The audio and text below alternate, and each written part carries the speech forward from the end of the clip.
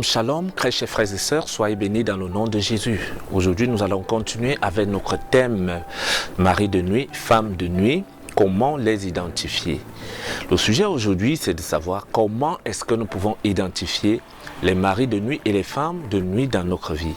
Pourquoi? Parce que souvent, quand nous faisons ces rêves, ces visions où nous avons des personnes qui viennent pendant notre sommeil entretenir des rapports sexuels avec nous, nous voyons des visages. Nous voyons des visages de nos proches, de nos parents, de nos frères et sœurs, et parfois des personnes avec lesquelles nous avons été en relation dans le passé. La question qui se pose est de savoir, est-ce qu'il s'agit véritablement de ces personnes que nous voyons qui sont nos maris de nuit?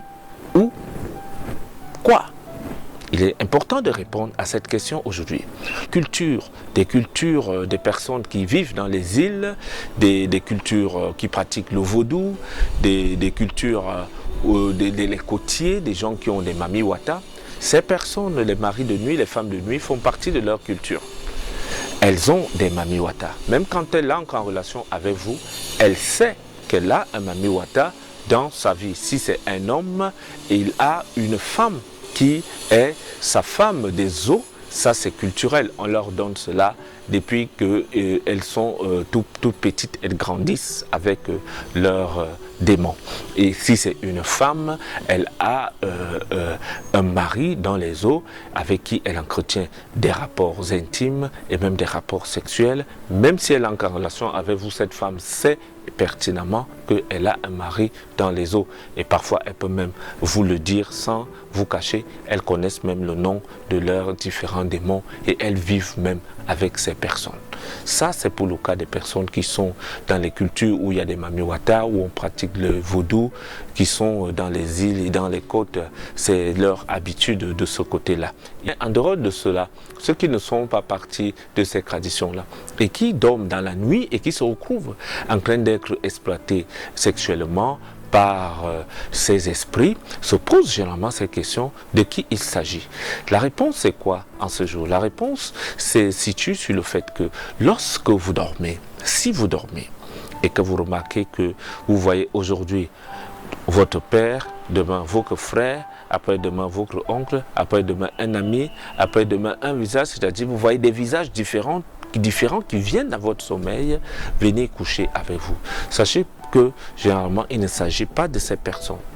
Ce sont ces démons-là, appelés incubes, succubes, qui sont des vrais ennemis du mariage, de la vie conjugale et de la vie à deux, qui prennent les visages des personnes que vous connaissez, des personnes qui vous sont proches, pour venir dans votre intimité pendant le sommeil, opérer des rapports sexuels avec vous. Utilisez votre corps et le souiller. En fait, le but, c'est ça. Ils vous font des rapports sexuels et ils vous amènent même à vous mouiller dans votre culotte pendant que vous dormez. Et le but, c'est vous déposer des énergies négatives qui peuvent vous produire des myomes, des kystes, des fibromes, bien après et toute autre maladie, sans compter même la malchance. Généralement, vous pouvez aussi avoir le cas où c'est une personne inconnue, sorcière peut-être du quartier, dans le bus. Pour le cas des jeunes filles qui s'habillent mal, vous allez voir une fille qui met des habits où tout le corps est exposé. Et lorsqu'elle sort, elle ne sait pas qui est-ce qui l'observe. Tout le monde qui marche dehors là, elle n'est pas simple. Il y a des gens qui ont la capacité de se dédoubler. Alors, lorsque la jeune fille passe, elle ne sait pas que le monsieur qui l'a aperçu a été attiré par elle et le monsieur a décidé de la suivre. Et lorsque ce monsieur décide donc de suivre, dans la nuit, il vient avoir des rapports sexuels avec vous. Il a des rapports sexuels avec vous. Et lorsqu'il vient, il peut aussi également prendre le visage d'un parent proche, d'un ami qui est proche ou d'une personne avec qui vous avez des rapports constants pour utiliser votre corps. Vous n'allez pas connaître que cela a commencé par votre façon de vous habiller parce que cette personne n'avait pas la capacité de vous aborder, de vous faire la cour, de se proposer en journée. Elle a préféré venir dans la nuit pour utiliser votre corps. Et lorsqu'elle prend goût donc, elle s'assoit donc comme votre mari de nuit. Maintenant, qu'est-ce qui se passe? Tout le monde qui vient Elle va chasser tout le monde qui vient pour essayer de construire une vie de couple avec vous. Ça se termine mal parce que cet esprit mauvais va vous activer vous-même à chasser cette personne de votre vie. Et vous allez la chasser. Vous allez donc voir des gens qui viennent, qui partent, qui viennent, qui partent. Et vous n'allez jamais savoir qu'un tel individu est assis dans votre vie pour vous nuire. Il y a des cas où des jeunes garçons, et je parle des garçons qui aiment beaucoup les femmes là, qui aiment montrer qu'eux, ils changent les femmes, ils couchent avec les femmes n'importe comment. Vous allez donc aller coucher avec une femme qui est une sorcière. Elle prend goût de vos prestations spectaculaires de sexe. Elle décide donc de vous poursuivre. Vous vous êtes séparés, vous vous êtes connus une seule nuit, mais elle vous poursuit jusqu'à votre foyer. Elle s'assoit donc dans votre vie. Et tout le temps, elle couche avec vous, elle utilise votre corps et elle vous empêche de construire une vie de famille, une vie de couple épanouie. Elle peut même aller vous empêcher d'avoir des enfants.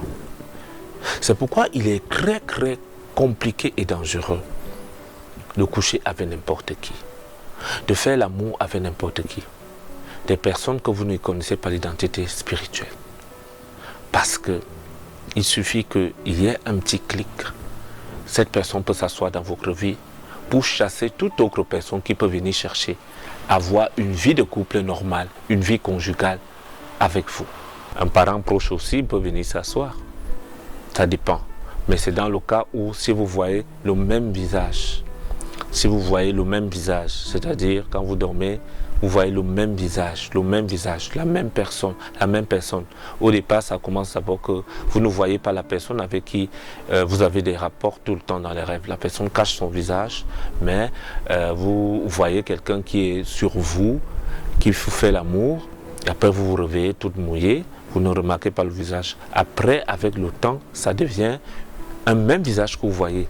Si c'est un ex, c'est cette personne que vous voyez. Si c'est une ex, c'est cette personne que vous voyez tout le temps, le même visage. Sachez que c'est effectivement cette personne-là qui vous poursuit. Bien que passée dans votre vie, bien que n'étant plus en contact avec vous, bien que peut-être à distance de vous, cette personne est assise dans votre vie pour vous gâcher la vie conjugale, pour vous empêcher d'avoir des enfants, pour vous empêcher d'être heureux dans la vie de mariage. Pour conclure cet entretien, ce que vous devez retenir, c'est quoi? C'est que lorsque vous voyez les visages différents, pendant vos couches nocturnes, il s'agit des esprits mauvais, des démons qui viennent dans le monde des ténèbres pour prendre possession de votre corps et pour vous empêcher d'avoir une vie maritale épanouie. Leur rôle, c'est de chasser les partenaires dans votre vie, c'est de vous empêcher de vivre une vie de mariage heureuse et épanouie. Premièrement, quand c'est donc tous ces petits visages différents, il s'agit des démons, des esprits mauvais. Mais lorsque c'est le même visage que vous voyez, la même personne sur une période donnée, sachez effectivement que ce visage que vous voyez, c'est la personne là qui est derrière vous.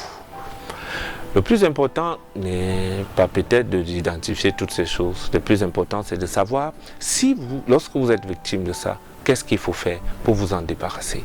Ça sera le sujet de notre prochain entretien, de notre prochain enseignement. Comment faire pour vous débarrasser définitivement de ce phénomène de mari et de femme de nuit afin d'être libre pour vivre une vie familiale, une vie de couple, une vie à deux étant épanouie et heureuse. Comment fermer la porte à ces démons et à ces sorciers qui viennent utiliser notre corps pendant que nous dormons parce qu'ils veulent faire de notre corps leur temple et leur propriété. Ça sera dans l'objet de notre prochain enregistrement. Pour l'instant, abonnez-vous à la chaîne et mettez la cloche, activez la cloche de notification pour recevoir ces enseignements qui vous permettront d'éradiquer définitivement ce phénomène. Soyez bénis au nom de Jésus-Christ. Amen.